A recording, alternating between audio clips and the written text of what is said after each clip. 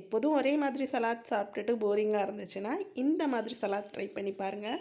செம்ம டேஸ்ட்டாக இருக்கும். அது மட்டும் இல்லாமல் வெயிட் லாஸ்க்கு ஆப்டான ரெசிபி. இந்த சலாட் செய்கிறதுக்கு நான் அவகாடோ தான் எடுத்திருக்கேன். அவகாடோக்கு அவ்வளோ ஹெல்த் பெனிஃபிட்ஸ் இருக்குது. ஒன்றா சொல்ல ஆரம்பிச்சுன்னா லிஸ்ட்டு பெருசாக போயிடும். சிம்பிளாக சொல்லணும்னா ஸ்கின்னுக்கு, ஹேருக்கு, அப்புறம் முக்கியமாக வெயிட் மேனேஜ்மெண்ட்டுக்கு ரொம்ப ஹெல்ப் பண்ணும். அவகாடோ நல்லா கரெக்டான ஸ்டேஜில் பழுத்து இருந்துச்சுன்னா இந்த மாதிரி கட் பண்ணால் ஈஸியாக கட் பண்ணி எடுத்துடலாம். ஏதாவது ஒரு ஷார்ப்பான ஸ்பூனை வச்சு இந்த மாதிரி ஸ்கூப் பண்ணிங்கன்னா ஈஸியாக ஸ்கூப் ஆகி வந்துடும். இது நல்லா கரெக்டான ஸ்டேஜில் இருக்கனால இந்த கலரில் சூப்பராக இருக்குது. நான் ஒரு பாதி அவகாடோ தான் எடுத்திருக்கேன். ஸ்கூப் பண்ணி மிக்ஸி ஜாரில் சேர்த்துட்டு அது கூடவே ஒரு ஸ்பூன் அளவுக்கு லெமன் ஜூஸ், 1/4 கப் தயிர், கொஞ்சமாக கொத்தமல்லி, தேவையான அளவு உப்பு சேர்த்துட்டு நல்லா அரைச்சி எடுத்துகிட்டு வந்துடுங்க. அவ்வளோதான், சலாத்க்கான ட்ரெஸ்ஸிங் ரெடி ஆயிடுச்சு. இது தனியாக ஒரு பவுலில் எடுத்து வச்சுட்டு அடுத்த சலாதை ப்ரோட்டீன் ரிச் ஆக்குறதுக்கு இங்கே பன்னீர் தான் எடுத்திருக்கேன். நான் ஒரு 100 கிராம் அளவுக்கு பன்னீர் முழுசாகவே இந்த மாதிரி வாங்கிட்டு வந்திருந்தேன்.